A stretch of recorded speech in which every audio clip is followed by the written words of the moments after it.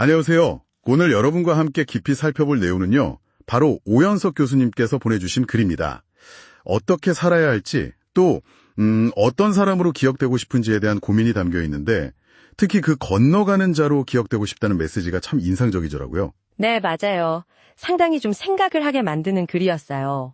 글 첫 부분에서 인생이 화살처럼 짧다, 찰나에 불과하다 이런 이야기로 시작하잖아요. 주변 사람들을 떠나보내면서 삶이 정말 유한하구나 이걸 느꼈다는 개인적인 경험에서 출발하는데요. 이게 글 전체를 꿰뚫는 생각의 시작점인 것 같아요. 네, 그렇죠. 거기서 이제 글쓴이는 불교에서 말하는 인생의 고행, 그러니까 고통과 어려움의 시간을 언급합니다. 이걸 어떻게 마주하고 또 넘어설 것인가 이런 질문을 던지는 건데요.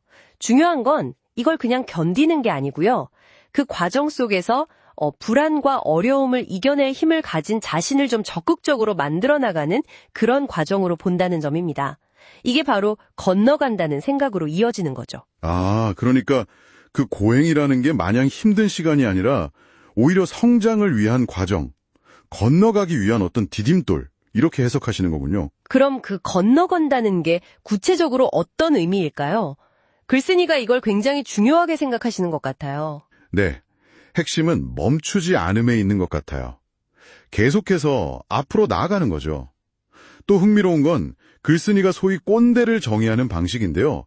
건너가지 못하고 과거에 머물러서 뒤만 돌아보는 사람으로 딱 정의를 내리시더라고요. 과거에 갇히는 걸 경계하는 거군요. 네, 자신은 지난 삶 동안 끊임없이 새로운 소망과 희망을 품고 마치 강을 건너듯이 계속 앞으로 나아가려고 애썼다, 이렇게 돌아보시죠.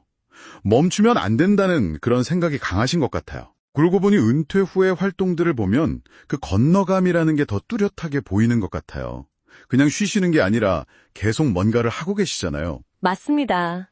은퇴 후에도 독서클럽 운영하시고 또 매달 한 15명 정도 모여서 강사 초빙해서 토론하는 투자 공부 모임도 이끌고 계시고요. 그리고 전국 대학생 가치 투자 대회, 이게 벌써 9년째라고 하던데요. 올해에는 한 10개 대학에서 400명이나 참여했다고 합니다. 와, 대단하네요. 네.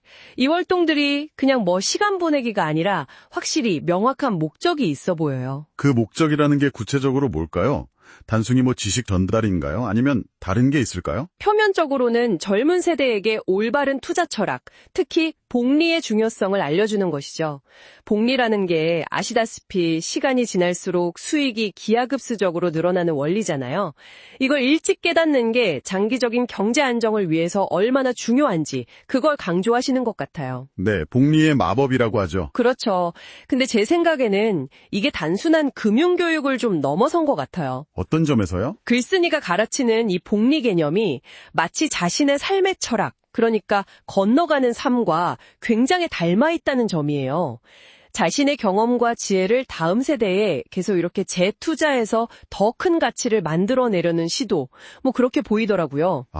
금융 원리를 삶의 태도, 나아가서 어떤 유산을 만드는 방식으로 확장시킨 거죠. 이게 진짜 흥미로운 지점 같아요. 와, 경험과 지혜를 다음 세대에 복리처럼 불려준다. 진짜 멋진 비유인데요. 그럼 그 행복부자 연구소라는 온라인 카페 활동은 또 어떤 의미가 있을까요? 매일 글을 여러 개씩 올리신다고 들었어요. 네, 맞아요. 하루에 2개에서 3개 정도 글을 올리시면서 한 200명에서 300명 정도 되는 구독자분들과 소통하시는데요. 이게 단순히 정보를 막 주는 걸 넘어서 구독자들이 스스로 투자 철학을 세우고 예를 들어 상법 개정처럼 실제 투자에 영향을 미치는 큰 흐름들 있잖아요. 네, 중요하죠. 그런 흐름 속에서 통찰력을 키울 수 있도록 돕는 역할을 하고 계신 거죠. 상법 개정 같은 건 기업 지배구조나 주주 권리에 영향을 미치니까 투자자들한테는 진짜 중요한 변화거든요.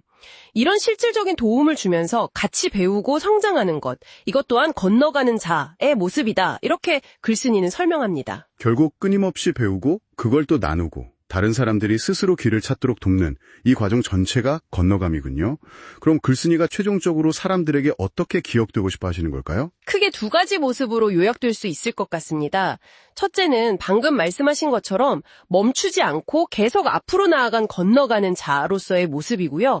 과거에 안주하지 않고 끊임없이 변화하고 도전하는 그런 사람이죠. 네. 둘째는 사회 발전, 특히 젊은 세대가 행복한 부자가 되는데 기여한 사람으로 기억되길 바라시는 것 같아요. 행복한 부자요? 그건 어떤 의미인가요? 그냥 돈 많은 부자랑은 좀 다른 개념인가 보죠? 네, 글쓴이가 정의하는 행복한 부자는 단순히 돈이 많은 상태가 아닙니다.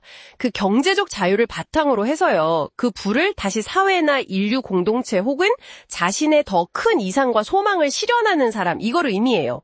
좀 더 큰 그림에서 보면 개인적인 성공을 넘어서 사회적인 기여나 책임까지 생각하는 상당히 성숙한 가치관이죠. 그렇군요. 자신의 부와 능력을 더 나은 세상을 만드는 데 쓰고자 하는 그런 열망이 담겨 있다고 볼 수 있습니다. 듣고 보니까 단순히 나는 이렇게 살았다 하고 기억되는 걸 넘어서 자신의 삶을 통해 바른 사람들에게 좀 긍정적인 영향을 주고 실질적인 변화의 길을 열어주고 싶다는 그런 아주 강한 의지가 느껴지네요. 맞습니다. 오늘 오연석 교수님의 글을 통해서 우리는 삶을 끊임없이 건너가는 어떤 여정으로 보고 그 과정에서 얻은 지혜와 경험을 다음 세대와 나누면서 선한 영향력을 만들고자 하는 열정을 본 것 같아요. 개인의 성찰이 어떻게 사회적 기여로 확장될 수 있는지를 보여주는 아주 좋은 예시 같습니다. 네.